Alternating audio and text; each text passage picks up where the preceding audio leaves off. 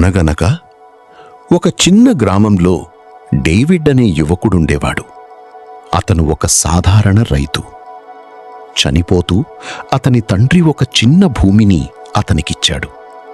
కాని ఆ భూమి నిండా కేవలం రాళ్లే. ఎక్కడ చూసినా రాళ్లే.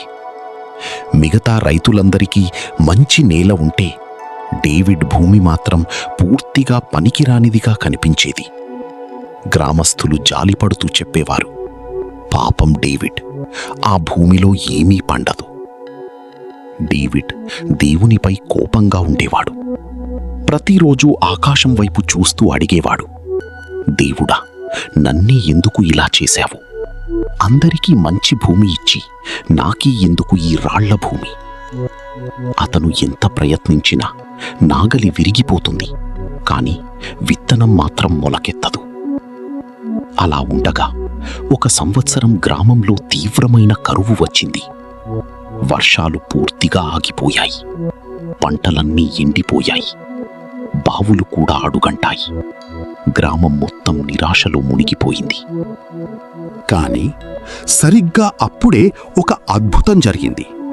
డేవిడ్ తన రాళ్ల పొలంలో చిన్న చిన్న నీటి చుక్కలు గమనించాడు. ఆ రాళ్ళు సూర్యుడి వేడి నేలపై పడకుండా అడ్డుకుని భూమిలోని తేమను కాపాడుతున్నాయి. డేవిడ్ ఆశ్చర్యపోయాడు.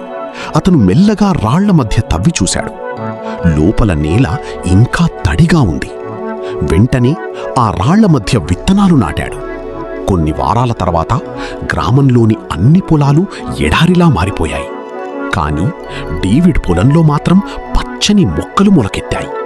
అతను శపించిన రాళ్లే ఇప్పుడు అతని పంటను కాపాడుతున్నాయి.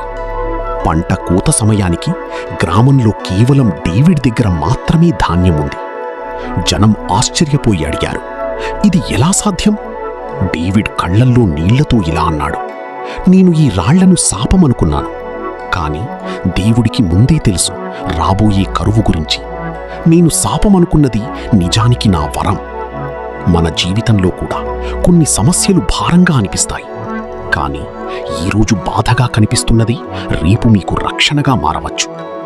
దేవుడు మనకు కావలసినది కాదు, మనకు అవసరమైనది ఇస్తాడు. ఈ కథ మీకు నచ్చితే ఇలాంటి మరిన్ని స్ఫూర్తిదాయక కథల కోసం ఛానల్ను సబ్స్క్రైబ్ చేసుకుని బెల్ ఐకాన్ని ప్రెస్ చేయండి.